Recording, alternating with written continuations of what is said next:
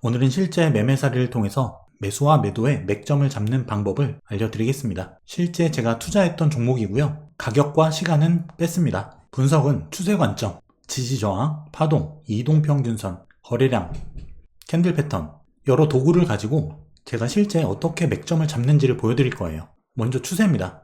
주식 차트는 항상 추세를 그리면서 움직이는 경향이 있어요.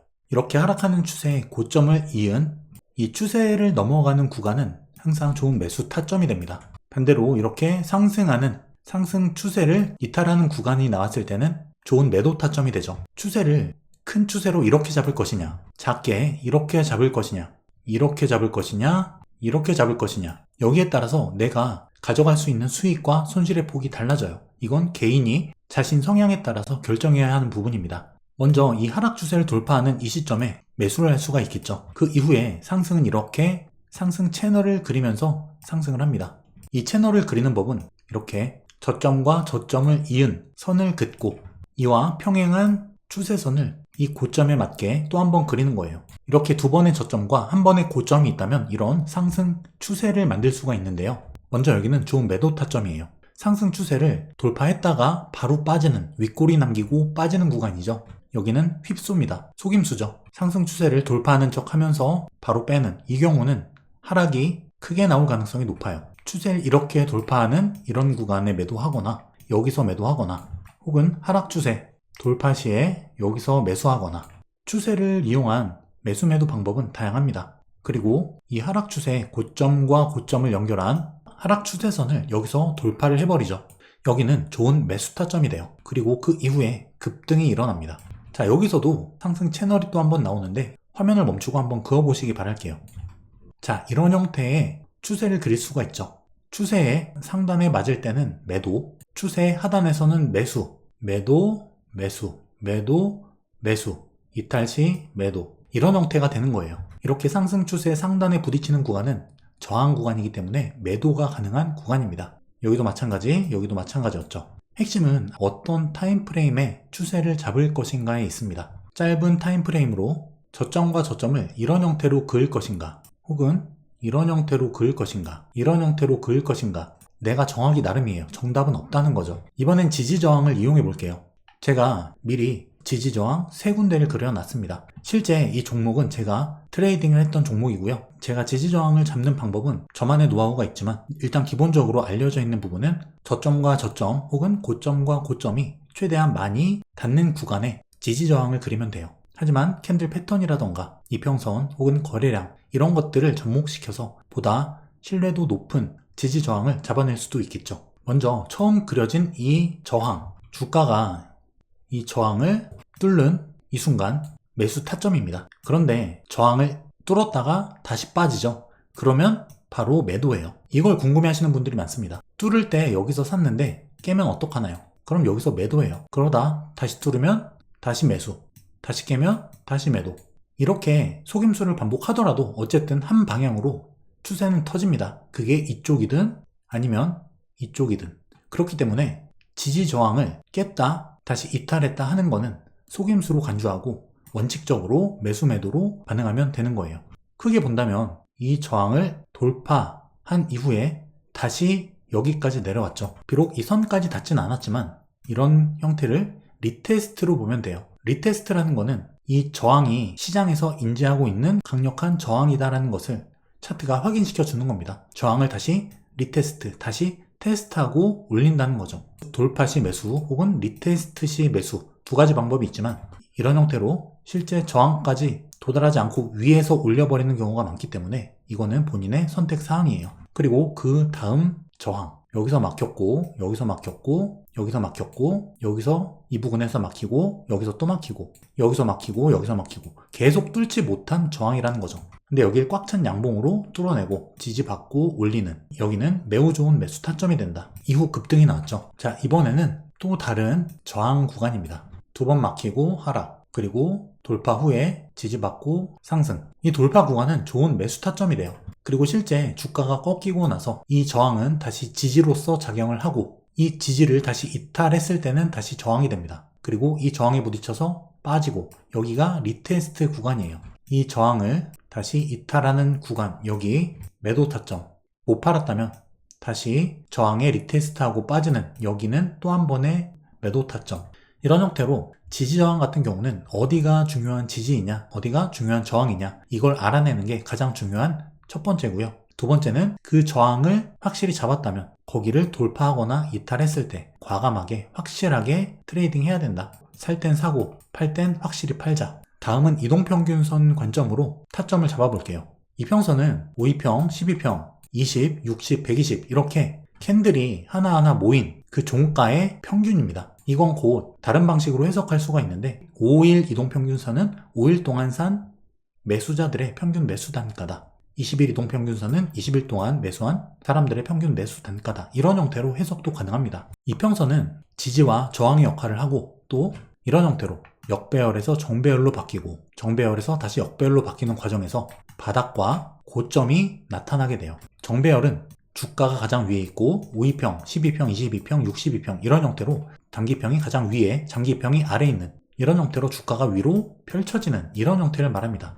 반대로 역배열은 여기서 검정색 5이평이 가장 위에 있다가 주가가 떨어지면서 주가가 가장 아래에 있고 그 위에 5이평, 12평, 22평 이런 형태로 거꾸로 가는 형태를 말해요. 이건 하락의 형태로 주가 흐름이 바뀌었음을 의미하죠. 그리고 이평선은 항상 이렇게 여기서 이렇게 펼쳐지죠. 그랬다가 다시 모이는 5, 10, 22평이 한 점에 모입니다.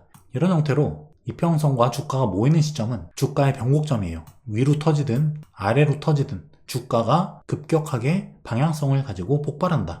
우리가 그래서 투자자가 매수 맥점으로 잡을 수 있는 구간은 이런 이평선이 수렴하는 구간이에요. 이렇게 이평선이 펼쳐져서 주가가 가장 위에 이격이 떠있는 이런 자리는 매도 자리가 되는 거고 이런 형태로 이평선이 모이는 구간, 이런 구간들이 매수 타점이 되는 거예요. 이렇게 이평선이 수렴 구간을 거치자 이평은 확산을 가져옵니다. 급격한 상승이 나왔죠. 그리고 이동평균선들 간의 간격이 벌어져요. 확산된 거죠. 그리고 이 벌어진 이평선은 여기서 다시 모입니다. 다시 모였죠. 이평선의 수렴이 나타난 거예요. 이런 자리는 굉장히 좋은 매수 타점이 된다.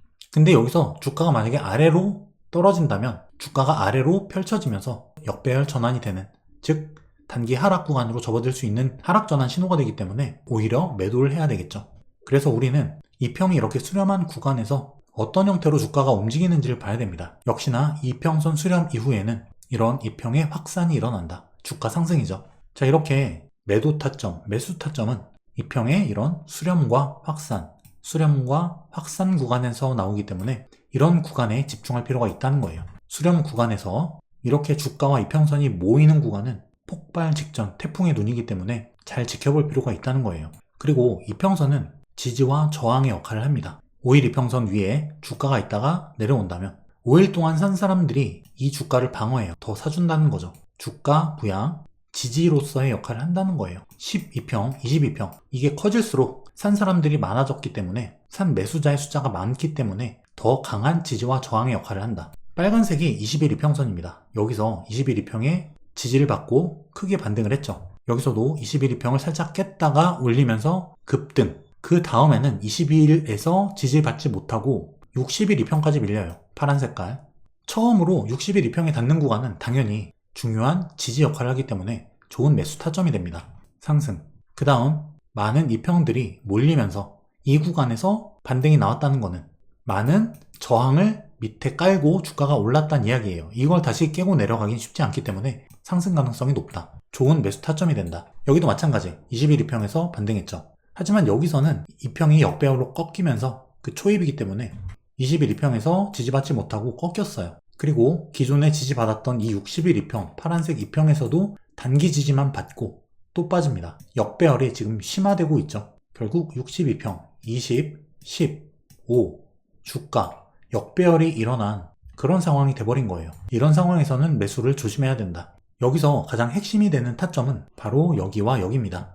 시세 발산 초입, 급등 이후 첫 20일 이평선에 눌림을 받는 구간, 그리고 1파 상승 이후 2파 조정, 여기서 주가가 다시 수렴하고 지지 저항도 겹치고 캔들 패턴상으로 상승 깃발 형태의 이런 자리 눌림은 엄청나게 좋은 매수 맥점이에요. 이런 이평선 지지 저항 매매를 할 때는 어느 이평에서 지지를 받을 것인지 이걸 보는 게 핵심입니다. 보시다시피 22평에서 지지를 받았다 하더라도 결국 무한히 21 이평선만 지지받고 올라갈 수는 없어요. 결국 깨진다. 그 다음 60인데 강한 하락 추세에서는 20, 60, 그러니까 모든 상승 파동이 다 끝난 그 추세의 끝에서는 20일, 60일, 120일 순차적으로 다 깨고 내려가는 역배열 하락장이 생겨난다는 거예요. 이평선 지지 굉장히 좋은 타점이지만 이 이평선이 모양이 역배열인지 정배열인지 시세의 초입인지 말미인지 이걸 볼 필요가 있다는 거예요. 그래서 지지저항, 파동, 추세 여러 가지를 같이 볼 필요가 있다는 겁니다. 다음은 파동 관점으로 볼게요. 주가는 1, 2, 3, 4, 5 총 5개의 상승 파동과 A, B, C 3개의 조정 파동으로 보통 이루어집니다. 이 과정에서 나오는 고점 형태가 헤드앤숄더고요. 1, 2, 3, 4, 5 하락장의 끝 그리고 반등으로 넘어가는 초입에서도 역헤드앤숄더가 발생하는 이런 캔들 패턴 또한 파동의 본질에서 기인합니다. 화면을 멈추고 이 종목 카운팅을 한번 해보시기 바랍니다. 1, 2, 3, 4, 5 실제 2파동 조정과 4파동 조정은 보통 비율이 비슷해요. 근데 이번엔 좀 다르죠? 그리고 파동 자체는 사람마다 조금씩 차이가 있을 수 있어요. 그리고 이건 로그 차트인데요. 레귤러 차트로 봤을 때는 파동이 보다 명확하게 보여지는 경우가 있기 때문에 이 두 가지를 같이 보는 걸 추천드립니다. 파동을 봐야 하는 이유는 뭐냐면 지금 내가 매수 혹은 매도하려는 이 주식의 주가의 위치, 고점이냐 저점이냐, 한번 추가 상승이 더 나올 것이냐, 여기서 모든 추세가 끝날 것이냐 이런 시나리오를 세우는데 파동만한 도구가 없기 때문이에요. 내가 지금 이 자리가 3파동이라고 가정한다면 시나리오를 세울 수 있다면 이 위에서 한 번 더 상승이 나올 거라 예상해 볼 수가 있겠죠. 시나리오를 세우는 겁니다. 이게 파동의 장점이에요. 그리고 각 파동 또한 1, 2, 3, 4, 5 ABC로 구성이 돼요. 1, 2, 3, 4, 5 ABC 1파동, 2파동, 3파동 1, 2, 3, 4, 5 수렴 4파동 조정 그리고 1, 2, 3, 4, 5 5파동 이렇게 총 1, 2, 3, 4, 5 5개의 파동으로 이루어진 큰 하나의 1파가 완성이 되고 그 다음 A, B, C 이렇게 이루어진 2파 조정 이후에 1, 2, 3, 4, 5 이렇게 1, 2, 3, 4, 5 5개 파동으로 이루어진 상승 3파동이 완성되고 그 이후 ABC 4파동 그리고 마지막 5파동 이런 형태로 파동이 종결됨을 알 수 있어요. 3파동을 조금 쪼개보면 이 구간입니다. 이 구간을 이렇게 확대해 볼게요. 실제 이 주가 캔들이 만들어지는 과정에서 이 구간이 제일 어려웠습니다. 바로 여기인데요. 지나놓고 파동 카운팅을 해보니까 1, 2, 3, 4, 5였다. 그래서 저는 실제 이 구간에서 매매가 굉장히 잦아졌고 여기서 나오는 급등 이 부분을 놓쳤습니다. 결국 내가 여기가 3파동이란 거를 알 수 있다면 조정이 좀 나오더라도 조정을 버티고 그 이후에 나올 5파 상승 이걸 온전히 가져갈 수가 있겠죠. 트레이딩, 매수 매도가 잦아지면 좋지 않아요. 가급적 일봉, 주봉, 큰 단위로 트레이딩을 최소화하고 길게 가져갈 필요가 있습니다. 1파 고점을 넘어가는 3파동, 3파의 확정 구간 이 구간은 우리 같은 개인 트레이더들이 반드시 취해야 하는 상승이고요. 레귤러 차트로 본다면 여기죠. 1파 고점 넘어가는 이 구간 그리고 5파동에서는 분할 매도가 필요하다. 왜냐? 파동의 끝, 고점 구간이기 때문에. 사실 파동이 이렇게 이미 다 차트가 나와 있는 상태에서는 카운팅이 편한데 이게 하나하나씩 그려져가는 그런 과정에서는 카운팅이 쉽지 않아요. 그리고 경우의 수가 굉장히 많아집니다. 지금 자리는 대파동 3파동 자리냐 혹은 소파동 3파동 연장이냐 여러 가지 경우의 수가 나뉠 수 있고 3파동이냐 혹은 5파동이냐 기존 파동이 애매하면은 이 부분도 헷갈릴 수가 있어요.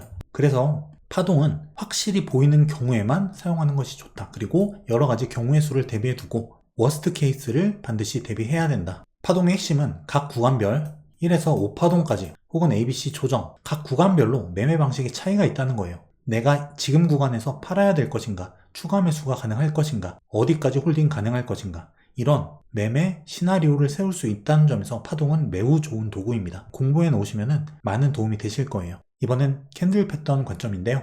1, 2, 3, 4, 5 확산형 수렴 그리고 ABC 그리고 여기서 급등이 나오죠.